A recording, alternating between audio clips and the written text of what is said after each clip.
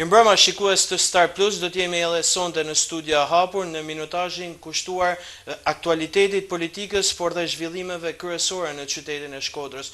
Të mbrëmje do të flasim për atë çfarë ndolli, për mbytjen e papritur që përfshiu një pjesë mirë të qarkut Shkodër, ku fatmirësisht qyteti nuk u prek këtë herë siç kemi raportuar herët e tjera. Me mua sot në studio do të jetë le të themi kryesuesja e shtabit të emergjencave civile pranë prefekturës së qarkut Shkodër, prefektja Majlinda Angoni. Zonja Angoni, faleminderit që jemi me mua sot në studio. Faleminderit ju për ftesën. Një përmbytje e papritur në fakt, rreshje të jashtëzakonshme apo ndoshta një hezitim në ndërhyrje. Çfarë ndolli në ato 2 ditë të vështira në fakt për qarkun e Shkodrës? Dua të them se ne operojmë në bazë të një informacioni që shkëmbehet në grupet tona të punës dhe ishim në dijeni që Shkodra do preke nga rreshjet e shiut dhe të gjithë ishim të përgatitur për menaxhimin e kësaj situate. Pa ajo çka ishte jashtë parashikimit ishte se intensiteti i rreshjeve në njësi kohore e kalonte çdo lloj parashikimi të mundshëm. Dua të theksoj se situata të tilla nuk janë vetëm në Shkodër, megjithëse Shkodër dhe qarku i Shkodrës tashmë duke bë pjesë në ultësirë dhe që është e predispozuar për të mbushur nivelin e bazenit të qarkut me ujërat nga të cilat vijnë nga malet, nga përrejt e ndryshëm, jemi të përgatitur dhe funksionojnë të gjitha shtabet e emergjencave civile në çdo bashki. Dhe ju e keni ndjekur situatën dhe e keni pa edhe vetë që shtabi i emergjencave civile të çdo bashkie ka në aktivitet dhe në ndihmë të situatave të ndërlikuara. Ajo çka duhet të theksoj është se ne ishim po marrë me bashkinë e Shkodrës. Ne ishim përpara një testimi i cili na funksionoi shumë mirë. Për herë të parë, siç e theksuat dhe ju, qyteti i Shkodrës me gjithë intensitetin e madh të rreshjeve, fal punës së mirë të bashkisë me kolektorët dhe me kanalizimet brenda qytetit, e dha provën që Shkodra nuk për herë të parë në kaq vite ishte në jetën e saj normale. Ajo ku kishim ne pikën e dobët ishte pjesa e Bërdicës dhe e Vautëdejës.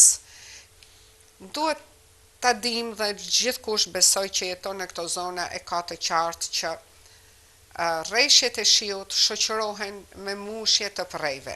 Përrejt kur vinë nuk vinë vetëm ujin, po vinë edhe masa të mëdha, gurësh, zhavori, papastërtinë, të cilat dum ne bën bllokat përpara disa tumbinave që e tamposin dhe e vështirësojnë kalimin e ujit, plus që mushin edhe kanalet ekzistuese, të cilat sipas planifikimit çdo bashki ka bë pastrimin e tyre. Siç u thash, ne shtabi i emergjencave civile që drejtohet nga prefekti është vepron në bazë të masave çdo sezoni që mbaron apo e pret. Po të njëjtin plan dhe strukturat e strukturojnë planin dhe e hidhen në veprim nga çdo bashki dhe komunitet. Kjo që ndodhi kësaj here, ju a thash edhe një herë, ishte pra një e papritur për të gjithë ne, fal asaj sasie të madhe rreshjesh që ra në njësi kohore. Proi Glinës është problematik dhe ne, ose të them më mirë, bashkia e Vautëdejës, kryetari Kristiani, e ka bërë një projekt dhe i kemi dërguar te Agjencia Kombëtare e Emergjencave Civile. Është planifikuar për të ndërhyrë dhe presim që me situatën e fundit nuk ka pse neglizhohet më kjo ndërhyrje. Vautëdejës është një zonë që është e mbështjellë me ujëra. Shpesh herë ndihmë që jo po ishte hidrocentrali, jo po ishte erdhe nga rritja shumë. Këtë herë nuk kemi çat themi sepse sa dam na bani ky shiu, aq i mirë sa ardhun ishte për sa i përket mushjes së bazeneve të hidrocentraleve, sepse tashmë ato ne i kishim bosh. Dua të them se patëm mbështetjen të menjëhershme, në bazë të menjëherë Kam komunikuar me Ministrin e Bujqësisë, cilin gjerasin ta falenderoj për reagimin e menjëhershëm, ka dërguar në terren dhe kam kënë kontakt të vazhdueshëm edhe me zëvendësministrin dhe drejtorinë rajonale të kullimit të ujrave, të cilët na prunen edhe eskavatorin që ishte specifik që bashkitë nuk e kishin, për të të mundur hapjen e disa kanaleve, ndërhyrjen në disa edhe tek proj i glinës, për t'i dhënë drejtim ujit. Ishin forcat armatosura në gatishmëri së bashku për të mujtun evakuimin e njerëzor dhe të gjë së gjallë në situata që po mendoshim të precipitoshin. Fatimirërisht edhe e dimne që këto lumejt, këto përrejt, ashtu si që bin ujin, pa ashtu edhe tërhiqet me njëherë, dhe në kushte që ne sot flasim, ka 2 ditë që shtabet e ngritura pranë bashkive janë për terren për të vlerësuar situatën dhe për të pru. Njëkohësisht u bë me njëherë edhe marrja masave për t'i ardhur në ndihmë familjeve të cilat uji kishte depërtuar në shtëpitë e tyre. A ka një bilanc? Cili është dëmi i shkaktuar në bashkinë e VAUTD-s? Kristian Shkeli, kryetari i kësaj bashkie, fillimisht raportoi për rreth 100 shtëpi me prani uji. A keni një bilanc më të saktë rreth asaj çfarë shkaktoi vërshimi i ujit? Atëherë, si që thash, bashkia e VAUTD-s po bën atë vlerësimin e vetë të situatës, dhe pas hapit do të shikohet ajo pjesa, do të ketë normalisht mbështetje. Ne nuk është se patëm vetëm VAUTD-s, ne patëm situata të vështira edhe në Fusharës, ku kishim rrëshqitje dhe erash, rënje gursh, kishim bllokimin e rrugës, Puk dhe Fusharës, në cilën u veprun 3-4 fadroma për të bërë lirimin edhe për të dhënë akses lëvizjes mjeteve dhe njerëzve. Pra, tashin ne e dim kemi hyrë në atë fazë. Nesër unë kam mbledhjen e emergjencave civile të planifikuara për të bërë bilancin e asaj që ka kalum nga zjarret dhe për të hyrë tashmë në fazën me të cilën pa pritur ne u ndodhme. Dhe na shërben edhe më mirë sepse të paktën e bëmë një tip kolaudimit dhe të gjejmë pikat e dobta dhe masat më specifike që duhen nërmarë. Njëkohësisht duke kenë edhe si drejtore e bordit e bazenit, ne sa po kemi miratuar edhe disa ndërhyrje pikërisht për të forcuar disa argjenatura ose për të bërë disa prita, siç është prita në projnë e Gomsiqes, për të rehabilitimin e pritave dhe për të bërë disa prita të reja pikërisht për të mos kemi që në situatat të tilla të mos kemi prumje të mëdhej gurësh edhe zhavori dhe t'i dhënë uji drejtimin e duhur. Po ashtu sapo kemi miratuar edhe një ndërtimin e një argjenature në lumin Dri në VAUTD-s, po ashtu është ndërhyr edhe tek fusha Druve, siç themi na, për një argjenatur. Të gjitha këto janë jo vetëm për të mbrojtur zonat që janë për rreth nga përmytjet, po njëkohësisht edhe për marrjen edhe e tokës, ngushtimin e sipërfaqes tokës.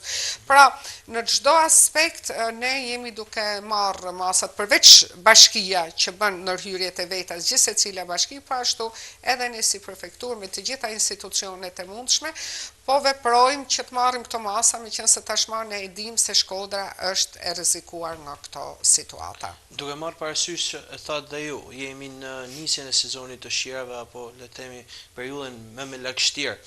Ai ka kapacitetet e duhura shtabi i emergjencave civile në Shkodër, por dhe Shkodra si çark për përballimin e këtyre situatave. Pasi u vendosëm në kushte emergjence në disa pika, siç e thatë, në VAUTD-s, në Puk, edhe në disa zona të hyrjes së Shkodrës. Ai ka kapacitetet e duhura ky shtab emergjencash për përballimin e situatës? Atëherë, në situata emergjente, vetë fjala emergjencë nuk operohet vetëm me shtabe, por duhet të operohet me të gjitha me të gjithë të strukturat e mbrëmshme që kanë bashkitë apo kush janë institucionet dhe plus pastaj edhe vullnetarizmi dhe njerëzit që janë të përfshim. Kur flitet për fjalë emergjenca, kur flitet për situata të zakonshme, strukturat e bashkive janë, tash jemi në fazën e rekrutimit edhe të disa personave për të përcaktuar edhe numrin, sepse emergjenca nuk kanë vetëm përmytje, janë edhe zjarret, dobësitë cilat kanë dalë edhe gjatë periudhës dhe është në prioritet të çdo bashkie që të plotësohet me stafe jo masi numra, por me njerëz të kualifikuar që do të marrin edhe trajnimet e duhura, që do të kenë edhe përgjegjësinë e duhur për të shërbyer sa më mirë dhe për të reaguar në mënyrë të menjëhershme. Pra është në qendër të vëmendjes së cilës bashki për ta plotësuar jo vetëm me numër, por me cilësi, e cila është shumë e rëndësishme. Është shumë e rëndësishme dhe e theksoj, duhet me do e mos përcaktimi dhe rekrutimi i personave të cilët kanë një background dhe po se patën duhet ta marrin dhe të nëhyrë. Nuk ka më situata që ne të bëjmë një rekrutim për hatër të vendit të punës. E kuptoj. Kthehemi pak tek sezoni verës. Ndoshta Qarku i Shkodër ka qenë me numrin më të ulët të zjarreve të regjistruara në gjithë territorin, por sërish ka pasur pranit të tyre. A ka pasur një bashkëpunim mes autoriteteve lokale të zonave dhe policisë për hetimin e këtyre zjarreve? A ka pasur persona të vënë para përgjegjësisë për këto vatra zjarre të cilët kanë rrezikuar jo pak edhe zonat e mbrojtura, por dhe gjithë territorin? Bilanci i zjarreve në Qarkun e Shkodrës është më pozitivi për sa i përket menaxhimit, anës menaxheriale në të gjithë bile jemi përmendur edhe nga qarqet për sa i përket menaxhimit të mirë të situatave, sepse po ta shikosh nga numri, ne kemi të dytët mas Vlorës për sa i përket numrit të rënies së zjarreve. E vlerësoj shumë bashkëpunimin me policinë, gjithmonë prezente dhe sinjalizuesja e parë e situatave të zjarrit. Po marr parasysh situatën e vështirë që kishim në Fusharës. Duhet të tërheq vëmendjen reagimit të njësive vendore. Gjithmonë është tendenca për me e lanë strukturave qendrore. Nuk duhet me ekzistu, sepse njësitë vendore dhe punojësit atje janë ato të parët të cilët e njohin situatën më mirë se sa ato që do të vinë. Për sa i përket duat falenderoj gjej rastin forcat e ndërhyrjes zjarrfiksave në Shkodër. Me një reagim, me një përgjegjësi që nuk e kemi patur vite tjera. Duat të ngresi problematik është kjo që theksova më parë. Është shumë e domosdoshme në qoftë se kemi shkallë të madhe përgjegjësie të njerëzve të cilët banojnë në zona, komuniteti, kryepleqt, administratorët, nuk duhet të lanë derisa të shihet flaka. Një tym i vogël, një lajmërim me njëhershëm është një parandalim i domosdoshëm që sjell rezultate shumë pozitive. Sepse në Qarkun e Shkodrës vetëm menaxhimi i mirë i këtyre rasteve nuk na ka çu në dëm me materiale të pa kontrollueshme. Zëra Angoli, faleminderit që ishit sot me mua në studio. Faleminderit ju. Miq të Star Plus, kjo ishte gjithçka që kishim përgatitur për ditën e sotme. Ju lëm në shoqërinë e programacionit në vim. Nga mua Teodor Gjerga, natën e mirë dhe mirë të takoshim.